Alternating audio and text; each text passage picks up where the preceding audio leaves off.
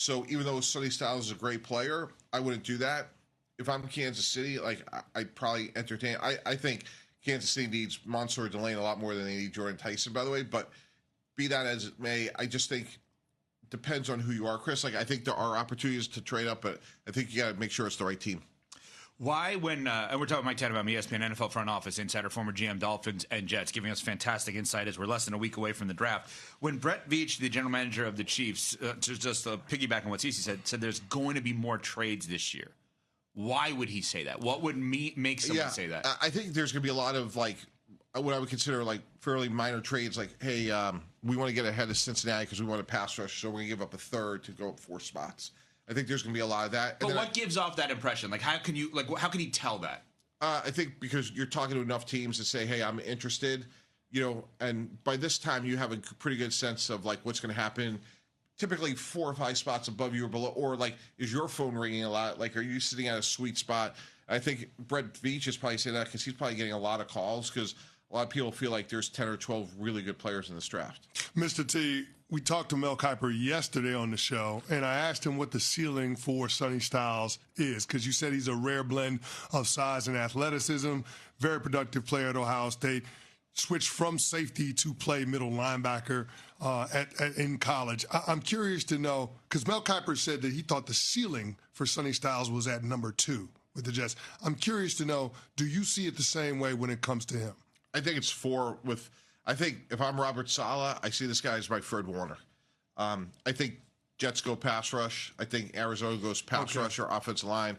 But for an off-the-ball linebacker, whether it's 2, Chris, or 4, I think he's a great player. I wouldn't trade up for him necessarily if I was Dallas because I'm not one player away, but gosh, he's going to be a really good NFL player.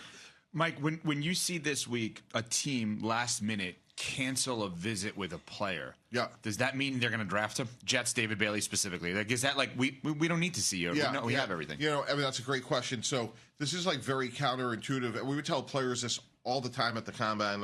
If you don't hear from us, that's probably good news. That means we've checked every box, your evaluation, your medical, your security, your ability to learn, whatever it may be, the 8 million other boxes you want to check.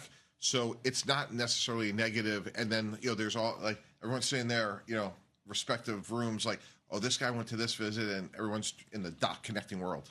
Mr. T, sometimes on draft night, we see veteran players move to teams. I'm curious to know, do you have a veteran player in mind that could potentially be on the move next Thursday? Yeah, well, I think the 2 is, you're...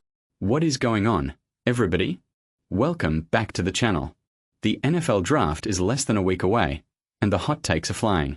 Mike Tannenbaum, former GM of the Jets and Dolphins, joined the show to break down what teams should do, what teams should not do, and he had some strong opinions about the Kansas City Chiefs. We have been hearing for weeks that the Chiefs need wide receiver help. Patrick Mahomes has been screaming for a playmaker. And Mike T just called out Brett Veach directly. He said the Chiefs need Mansour Delane a lot more than they need Jordan Tyson. And he implied that Kansas City should be aggressive in the first round. Let me show you exactly what he said. Roll the clip. Did you catch that? Let me break this down because Mike T did not hold back. He was asked about trading up in the draft, and he said, I think it's contextual. He used the Cowboys as an example. Mel Kiper had Dallas trading up for Sonny Styles, the linebacker from Ohio State. Mike T said, I don't think Dallas is one player away. So even though Sonny Styles is a great player, I wouldn't do that. But then he pivoted to the Chiefs. He said, if I'm Kansas City, I'd probably entertain it. I think Kansas City needs Mansour Delane a lot more than they need Jordan Tyson. That is a direct shot at the Chiefs' current receiving core. Jordan Tyson is a solid receiver, but he is not a game changer.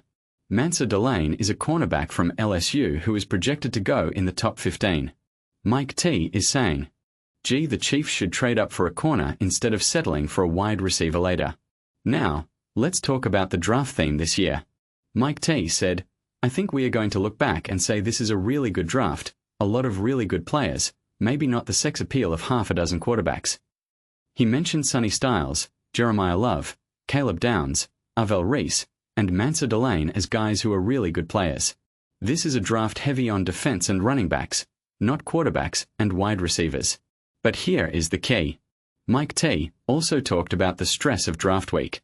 He said, "One of the things I've made this mistake, and I talked to a lot of my mentors before I took the job, and they were like, don't overreact to late information."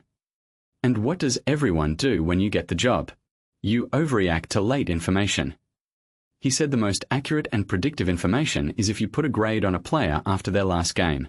Everything after that, the combine, the interviews, the pro days, just complicates it. That is a huge insight from a guy who has been in the war room. Then he told two incredible stories. The first was about the 2016 Dolphins. They desperately needed a defensive tackle and a corner. Their number one player on the board was Laremy Tunsil. He said, "I would have bet everything I had owned that there is 0% chance that we would draft Laremy Tunsil at 13. But Tunsil fell because of the gas mask video, and the Dolphins saw it as a massive opportunity. They took him, and he became a Pro Bowl left tackle." The second story was about the Jets trading up for Darrelle Revis. He said they had an agreement in principle with the Panthers. "We are not going to ask for less. We are not going to give you less on the clock. But I don't want you to ask for more." When Revis fell to 14, the trade took 10 seconds. They just executed what they had agreed to. That is how you build a championship defense. Now, let's talk about the big question. Mike T was asked if teams should trade up this year given that the 2027 draft is supposed to be loaded. He said, "It's contextual." He pointed out that coaches and GMs are always worried about their job security. He quoted Bill Parcells, "When you work in the NFL, don't buy green bananas. You may not be around to see them ripen." That is the reality of the NFL. You cannot worry about 2027 when you might not have a job in 2026. If there is a player you love, go get him. And for the Chiefs, that player might be Mansa Delane. I want to know what you think. Should the Chiefs trade up for a cornerback? Or should they take a wide receiver in the first round? Let me know in the comments. I read every single one. If you enjoyed this breakdown, hit that like button. It really helps the channel. And subscribe if you want to stay locked in. We are building something real here. See you next time. Peace.